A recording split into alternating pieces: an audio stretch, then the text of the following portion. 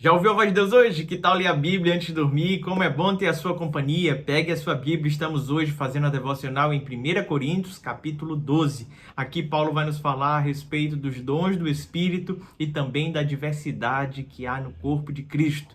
São esses dois blocos, temos muito para ouvir de Deus nesta noite. O apóstolo Paulo começa então esta parte bem prática da sua carta, falando a respeito da diversidade de dons, a capacidade que o cristão recebe do próprio Espírito Santo para a edificação não só de si, mas da igreja. Existe um propósito na manifestação dos dons, e o propósito é edificação. Esta é a palavra-chave. O dom não é para capacitar um indivíduo com superpoderes, para que ele possa se gabar de grandes feitos, muito pelo contrário. É simplesmente para o seu aperfeiçoamento e para o aperfeiçoamento daquelas pessoas que lhe cercam. A partir do momento em que o Espírito Santo faz morada em nosso coração, nós passamos a tê-lo habitando dentro de nós. À medida que vamos amadurecendo no Espírito Santo, recebemos aquilo que chamamos de o fruto do Espírito, que é uma capacitação que ele nos dá para exercermos o domínio próprio, o amor, a mansidão, a alegria. Diante deste cenário, o caráter do cristão vai sendo aperfeiçoado. Mas ele também nos dota de uma habilidade que nós não tínhamos antes dessa manifestação do Espírito Santo. E estas habilidades nós chamamos de dons, dádivas vindas do Espírito Santo. Elas se manifestam para que possamos abençoar as pessoas que nos cercam e nós mesmos sermos edificados diante do Senhor. Paulo nos dá aqui uma lista de dons que são dados à medida que o Espírito Santo deseja, é de acordo com a vontade única e exclusiva dele. E diante disso, ele termina a sua carta dizendo que eu e você deveríamos buscar os melhores dons, que deveria haver da nossa parte um desejo de desenvolver os dons que o Espírito Santo nos dá. Então, acabando com alguns misticismos. O primeiro é que todo mundo tem pelo menos um dom. Cada cristão genuinamente restaurado pelo Espírito Santo possui um dom dado pelo Espírito que precisa ser desenvolvido ao longo do processo. Também não existe ninguém que tenha todos os dons. Se alguém se apresenta como aquele que tem todos os dons, você acrescenta mais um dom a ele, que é o dom da mentira. E esse não vem do Espírito Santo, mas vem do pai da mentira, que vocês sabem muito bem quem é. Sabe, meus irmãos, os dons não nos tornam pessoas especiais. A habilidade que nós temos dentro do corpo não faz com que eu possa ter um lugar de maior destaque, pois essa ação é uma ação que não é habilidade minha, mas do Espírito Santo. Nós precisamos parar de valorizar as pessoas pelo dom que elas têm e passarmos a valorizar as pessoas pelo caráter, intimidade e santidade que elas estão construindo com Cristo Jesus, pois isso é mais importante do que os dons. A finalidade dos dons é a edificação. E se a gente encontra alguém que está firmemente edificado, alicerçado no Senhor, esta pessoa sim precisa receber atenção especial. Não aquele que foi capacitado com habilidades especiais. Espero estar sendo bem claro aqui. Vamos então ler o texto e entender como é que o apóstolo Paulo manifesta esse conhecimento a esta igreja. 1 Coríntios, capítulo 12, versículo 1. Irmãos, quanto aos dons espirituais, não quero que vocês sejam ignorantes. Vocês sabem que quando eram pagãos, de uma forma ou de outra, eram fortemente atraídos e levados para os ídolos mudos. Por isso, eu lhes afirmo que ninguém que fala pelo Espírito de Deus diz: Jesus seja amaldiçoado. E ninguém pode dizer Jesus é Senhor, a não ser pelo Espírito Santo. Há diferentes tipos de dons, mas o Espírito é o mesmo. Há diferentes tipos de ministérios, mas o Senhor é o mesmo. Há diferentes formas de atuação, mas é o mesmo Deus quem efetua tudo em todos.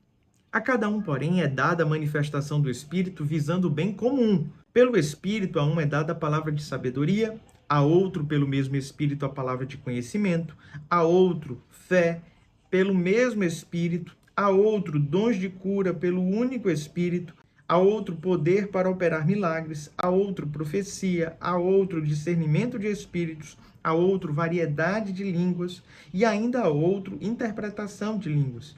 Todas essas coisas, porém, são realizadas pelo mesmo e único Espírito, e ele as distribui individualmente a cada um como quer.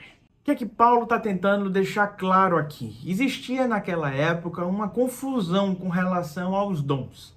Os irmãos não tinham muito discernimento e havia muito misticismo entrando naquela igreja, em virtude de que muitos irmãos se converteram de tradição pagãs, entraram na igreja e estavam querendo levar todo aquele sistema religioso que acompanharam eles ao longo daquela caminhada para dentro da igreja. Então esse sincretismo religioso criou muitos burburinhos e dificuldades no ambiente de culto. Muitas pessoas queriam trazer aquele movimento de transe que existia nessas religiões pagãs para dentro da igreja. E algumas pessoas, num ato de transe, começavam a falar coisas que não eram de Deus. Inclusive, algumas pessoas começavam a amaldiçoar o próprio Cristo. E mesmo assim permaneciam na igreja, e Paulo está dizendo, olha, ninguém que é dotado do Espírito Santo amaldiçoaria Jesus. E ninguém pode dizer que Jesus é o Senhor se não for por meio do Espírito Santo, porque é o Espírito que nos convence de todas as coisas. O que é que faltava a essa igreja? Discernimento. Eles estavam querendo viver muito misticismo e estavam deixando de lado a capacidade de entender o que vem de Deus e o que não vem de Deus. Na sequência, ele começa então a nos dizer que existe uma unidade em Deus, uma unidade no Espírito Santo, é uma ação de Deus completa que atua em todos. E ele começa a listar então cada um dos dons.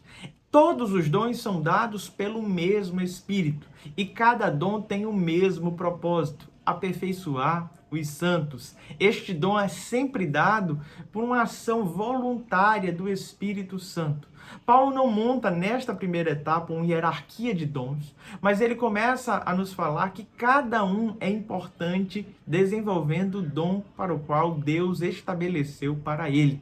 É cada um entendendo o seu papel. E assim começa o próximo bloco. Paulo vai dizer que cada irmão na igreja faz parte do corpo, sendo então um membro do corpo de Cristo. Ele faz duas analogias importantes. A primeira é que ninguém deveria se sentir diminuído por não ter o dom ou não exercer a função que gostaria.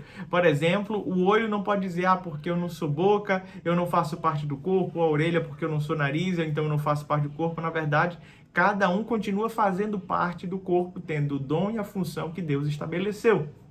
Por outro lado, nenhum membro do corpo deveria desprezar qualquer membro que seja. E ele faz menção de membros honrosos e membros indecorosos, fazendo analogia com o próprio corpo humano. E ele fala que cada membro que foi colocado neste corpo tem o seu lugar de destaque, a sua importância. Então você, meu amado irmão que está ouvindo esta mensagem, você precisa aperfeiçoar os seus dons e você precisa exercer o seu papel no reino de Deus, pois você faz parte do corpo de Cristo. Não se sinta rejeitado, não se sinta desprezado, não importa qual é o grau de relacionamento com Deus você tem ou quão indigno você se considere, você faz parte desse corpo para a glória de Deus. O apóstolo Paulo então começa a concluir a sua carta fazendo menção sobre as funções que são também atribuídas a cada membro. Leia comigo. Versículo 27. Ora, vocês são o corpo de Cristo e cada um de vocês individualmente é membro deste corpo. Assim, na igreja, Deus estabeleceu primeiramente apóstolos, em segundo lugar profetas, em terceiro lugar mestres, depois os que realizam milagres, os que têm dons de cura, os que têm dons de prestar ajuda, os que têm dons de administração, os que falam diversas línguas. São todos apóstolos? São todos profetas? São todos mestres? Têm todos o dom de realizar milagres? Têm todos os dons de curar? Falam todos em línguas? Todos interpretam? Entretanto, busquem com dedicação os melhores dons. O apóstolo Paulo vai fazer, então, aqui uma explanação de funções. Ele coloca atribuições e quando ele vai falar sobre veio primeiro o apóstolo, depois o mestre, isso não é uma hierarquia. Não é que um é maior do que o outro. Paulo está deixando claro aqui o papel. Para que surgisse a igreja era necessário então um envio apostólico. Os apóstolos tiveram prioridade nesse processo. Depois surgiram os mestres, os profetas. A edificação na igreja foi se desenvolvendo a partir deste movimento. Não é um movimento hierárquico, mas é um movimento de funções e de responsabilidades. Ele conclui a sua carta dizendo: busquem os melhores dons. É necessário que eu e você venhamos a nos aperfeiçoar, que ninguém venha a acalar o dom, o talento que Deus nos deu, não enterre os dons do Senhor na sua vida, mas exerça eles para a glória do Senhor e a edificação do reino. Que Deus te abençoe e até amanhã. É uma alegria ter a sua companhia. Não se esqueça de se inscrever em nosso canal, curtir, comentar e compartilhar. Até amanhã.